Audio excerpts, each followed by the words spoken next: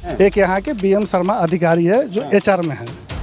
वो साइट पे जाकर के बोलते हैं कि किसी भी मजदूर संघ का कोई आदमी आए, मजदूरों का हक के लिए अगर कोई बोलता है तो उसको पेमेंट मत दो।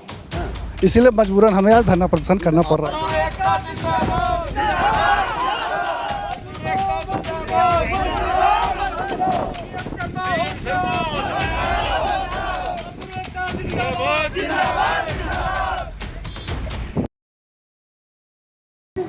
मैं एम नफीस रशीद, आप देख रहे हैं भारत न्यूज़ 247। देखिए जरा, लगातार ये देखिएगा विरोध प्रदर्शन हो रहा है। मैं दिखा रहा हूँ आपको M3M के बिल्डिंग के यानी के सामने, ग्रुप के सामने, और विरोध प्रदर्शन कर रही है भारतीय कंस्ट्रक्शन मजदूर संघ की ओर से। ये विरोध प्रदर्शन हो रहा है, बंद करो बंद करो, मजदूरों का शोषण बंद करो का नारा लग रहा है और नारे लगा रहे हैं काफ़ी लोग। मैं इनसे बात भी करने की कोशिश करूंगा, पर ये विरोध प्रदर्शन जो हो रहा है गुड़गांव के अंदर हो रहा है। थोड़ी सी बात कर लेते हैं। भाई, आप लोगों में कौन है प्रदर्शन करने वाला? आपका नेता कौन है भाई? आपके नेता कौन है?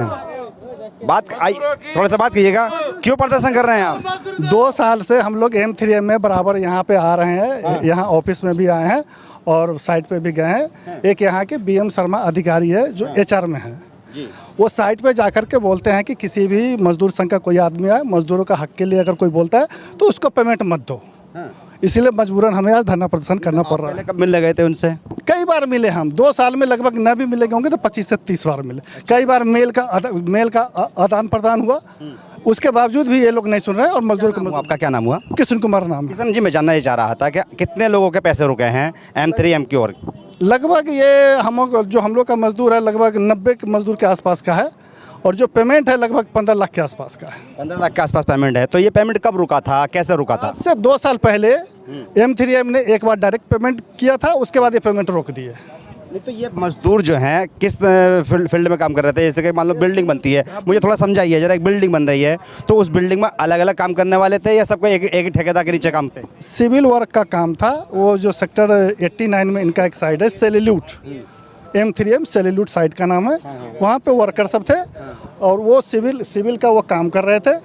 और वो धीरे धीरे पेमेंट रोकते रोक लिए। जब एक बार साइट पे हम लोग स्ट्राइक किए तो कुछ पेमेंट दिए, उसके बाद पेमेंट ये रोक लिए, पेमेंट नहीं दे रहा। आपने प्रशासन से, मतलब जैसे खास करके डीएम होता है, उससे शिकायत दी? डीसी को हमने एप्लीकेशन दिया था यहाँ आने से पहले, और उसके बाद तब हम लोग यहाँ पे आए।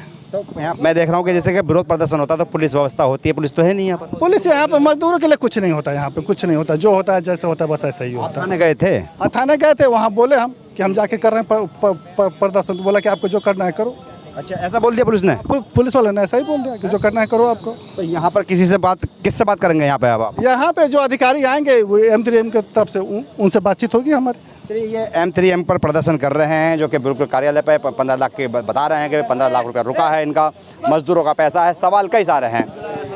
बात यही आती है कि जिस तरह से, यानी कि बात तो ये होती है कि अगर मजदूर काम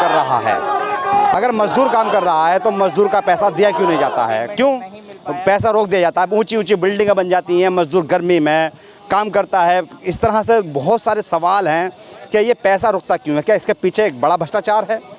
इस भ्रष्टाचार की अगर एक तरह से कहा जाए कि भनक सरकार को नहीं है या प्रशासन को नहीं है, तो इसकी उच्च स्तरीय जांच होनी चाहिए। मैं एम नफीस रशीद, आप देख रहे थे भारत न्यूज़ 247।